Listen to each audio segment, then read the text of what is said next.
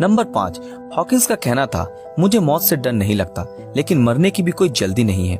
उनका मानना था कि मरने से पहले उन्हें जीवन में बहुत कुछ करना है। उन्होंने बोला, मृत्यु तो लाइफ का निश्चित रूप है, लेकिन जन्म और मृत्यु के बीच आप कैसे जीना चाहते हो ये आपके ऊपर निर्भर करता है। और जीवन जितना भी कठिन क्यों ना हो, कुछ तो कर सकते हैं और सफल भी हो सकते हैं।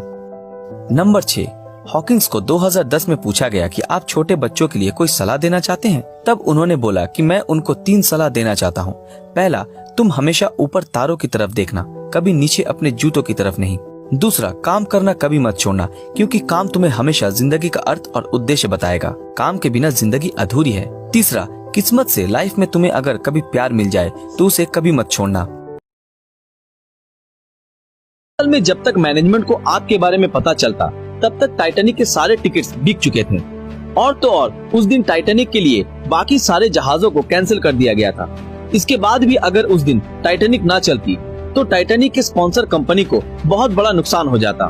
इसलिए मैनेजमेंट ने भी इस बात को वहीं दबा दिया और इस राज को राज रखने के लिए टाइटैनिक रवाना होने के दिन उसे कुछ इस तरह घुमाकर खड़ा कर दिया गया ताकि पैसेंजर्स को आग का काला धब्बा ना दिखे।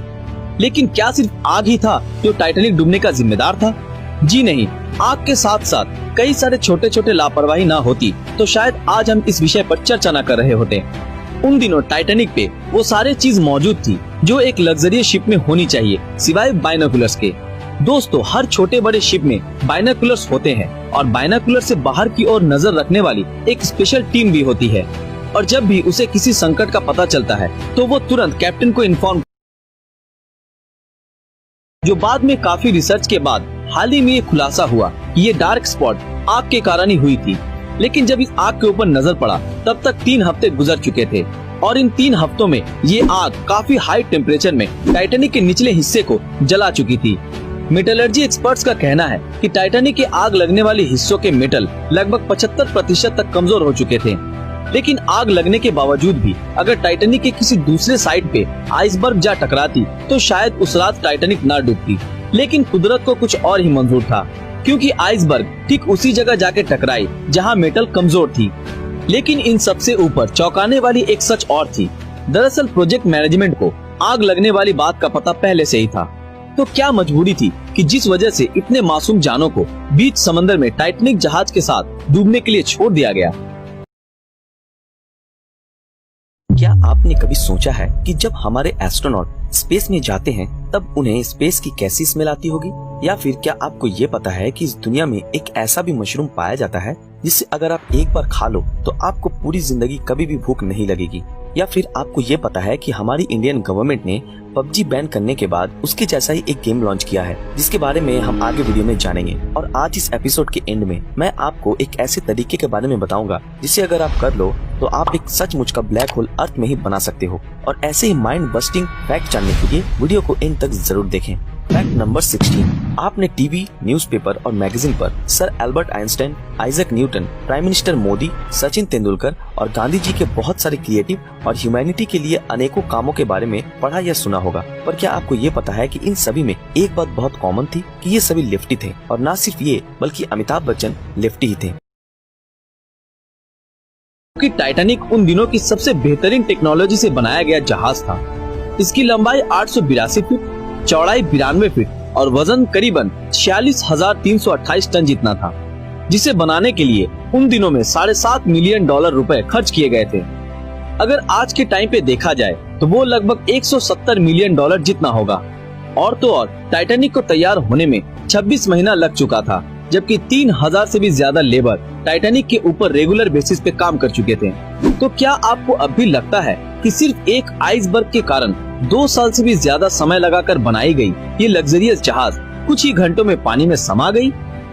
दरअसल ये जहाज बर्फ से नहीं बल्कि आग के कारण डूबी थी। टाइटैनिक जहाज के रवाना होने से पहले ली गई कुछ तस्वीरों से ये साफ पता चलता है कि टाइटैनिक के निचले हिस्सों में एक डार्क स्पॉट है। क्या आपने आज तक किसी ऐसे इंसान को देखा है जिसे टाइटैनिक डूबने के बारे में पता ना हो?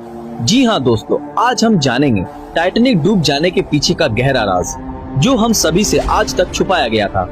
क्या सच में टाइटैनिक अटलांटिक ओशियन के बीचों बीच एक बर्फीले चट्टान से टकराने के कारण डूबी थी, या फिर इसके पीछे कुछ और ही राज है?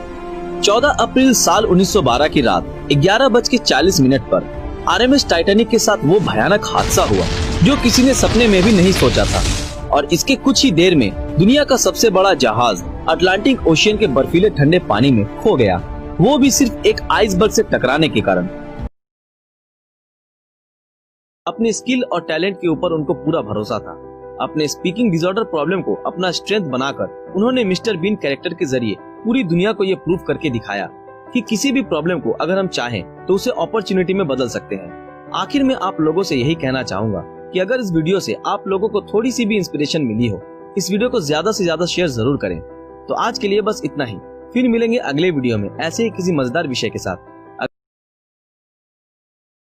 नंबर 12, बीबीसी में इंटरव्यू देते हुए उन्होंने बोला कि स्पेस में ट्रैवल करने की इच्छा उन्हें बहुत सालों से थी, लेकिन ये ख्वाहिश तब पूरी हुई जब 2007 में उनको जीरो ग्रेविटी में पूरे 4 मिनट तक वेटलेस रखा गया। नंबर 13, पृथ्वी एक दिन खत्म हो जाएगी, ये बात हॉकिंस मानते थे, क्योंकि न्यूक्लियर वॉर, क्लाइमेट चेंज, बढ़ती पॉपुलेशन, इन सभी के चलते पृथ्वी एक दिन खत्म हो जाएगी। इसलिए हम यानी ह्यूमंस को नए ग्रह की खोज करनी ही पड़ेगी, और इसके लिए हमारे पास सिर्फ 1000 साल ही हैं। नंबर 7, हॉकिंस बीमार होने के बाद जब बोलने और लिखने की क्षमता खो चुके थे, तब वो अपने सारे बुक्स सिंथेसाइजर डिवाइस की मदद से लिखते थे। नंबर 8, हॉकिंस लाइफ में ब्लैक होल, रेडिएशन जैसे आविष्कार और the brief history of time जैसी किताबें पब्लिश करी। इसी के चलते उन्हें बहुत सारी अचीवमेंट्स भी मिली, लेकिन फिर भी उनको कभी लाइफ में नोबेल प्राइज नहीं मिला। नंबर 9, उनका सपना था कि वो ऐसा कोई किताब लिखें जो सब लोग आराम से पढ़कर समझ सके, इसलिए उन्होंने 1988 में a brief history of time नाम की बुक पब्लिश करी। ये बुक उस समय के सबसे ज्यादा बिकने वाली बुक थी। नंबर 10, इस पूरे ब्रह्मांड को नजर में रखते हुए देखा जाए तो दूसरे ग्रह पर भी एलियन होंगे, लेकिन हमें उनके साथ संपर्क नहीं करना चाहिए, क्योंकि रिसोर्सेज के लिए वो लोग पृथ्वी के ऊपर कभी भी अटैक कर सकते हैं। नंबर 11, हॉकिंस को एक इंटरव्यू में पूछा गया कि इस दुनिया की सबसे बड़ी मिस्ट्री क्या है, तब उन्होंने हंसते हुए कहा था औरत। नंबर 3, साल 1963 में हॉकिंस का एज जब 21 साल हुआ, तब उन्हें पता चला कि मोटर न्यूरॉन नाम की एक भयानक और कभी न ठीक होने वाली बीमारी उनको हुई है। इस बीमारी में मानव शरीर का पूरा सिस्टम काम करना बंद कर देता है। ब्रेन को छोड़कर सारे बॉडी पार्ट्स ठीक से काम नहीं कर पाते। डॉक्टर्स के मुताबिक 2 से 2.5 साल के अंदर उनका जीवन खत्म हो जाएगा, लेकिन हॉकिंस ने अपने जीवन का एक नया चैप्टर लिखते हुए 76 सालों तक जिंदा रहे और ब्रह्मांड के बहुत सारे रहस्यों का पर्दाफाश किया। नंबर 4, बीमारी की वजह से हॉकिंस का शरीर जब खराब होता गया, तब वो लिखने और बोलने की क्षमता भी खो चुके थे। तब खासकर उनके लिए इंटेल कंपनी ने एक स्पीच जनरेटिंग मशीन बनाई, जिसके सहारे वो सबके साथ बात कर पाते थे। टाइम के साथ साथ मशीन को अपडेट करना पड़ता था, और जीवन के आखिरी दिनों तक हॉकिंस ने इस मशीन का ही इस्तेमाल किया। नंबर 1, स्टीफन हॉकिंग का जन्म हुआ था 8 जनवरी 1942 को। ठीक उसी दिन जन्म हुआ था महान साइंटिस्ट गैलीलियो गैलीली का, जो उस दिन से एग्जैक्टली 300 साल पहले की बात है। उनकी मृत्यु हुई 14 मार्च 2018 को, जिस दिन जन्म हुआ एल्बर्ट आइंस्टाइन का। ये तीनों ही अपने समय काल के सबसे बड़े साइंटिस्ट थे। नंबर 2, स्टीफन जब स्कूल में पढ़ते थे तब वो एक एवरेज स्टूडेंट थे, पर फिर भी स्कूल के दिनों में उनको आइंस्टाइन कहा जाता था, क्योंकि उनको स्पेस टाइम और यूनिवर्स के बारे में गजब का नॉलेज था। 8 साल तक वो ठीक से पढ़ भी नहीं पाते थे। उन्होंने ये भी कहा था वो एक लेजी स्टूडेंट थे, उनकी हैंडराइटिंग भी अच्छी नहीं थी। ये सब बातें उन्होंने 2010 में एक इंटरव्यू के दौरान बताई थी। स्टीफन हॉकिंस एक मशहूर फिजिसिस्ट और कॉस्मोलॉजिस्ट थे, जिन्होंने ब्लैक होल थ्योरी का एक नया फॉर्मूला इन्वेंशन किया था। विज्ञान के क्षेत्रों में उन्होंने बहुत सारे आविष्कार किए, लेकिन आपकी और मेरी तरह उनकी लाइफ इतनी आसान नहीं थी। हॉकिंस को सिर्फ 21 साल की उम्र में ही एक कभी न ठीक होने वाली बीमारी हुई। डॉक्टरों का कहना था कि स्टीफन 2 से 2.5 साल के अंदर ही इस बीमारी के चलते खत्म हो जाएंगे, लेकिन इतनी नेगेटिव बातों के बावजूद स्टीफन हॉकिंस का हिम्मत जरा सा भी नहीं टूटा। इसके बाद स्टीफन हॉकिंस का तो पता नहीं, लेकिन जिस डॉक्टर ने स्टीफन हॉकिंस को कहा था कि वो ज्यादा से ज्यादा 2 साल तक ही जिंदा रहेंगे, वो डॉक्टर खुद ही स्टीफन हॉकिंस से पहले ही इस दुनिया से चल बसे। तो दोस्तों, आज हम बात करने वाले हैं मशहूर फिजिसिस्ट स्टीफन हॉकिंस के जीवन से जुड़े कुछ अननोन फैक्ट्स के बारे में।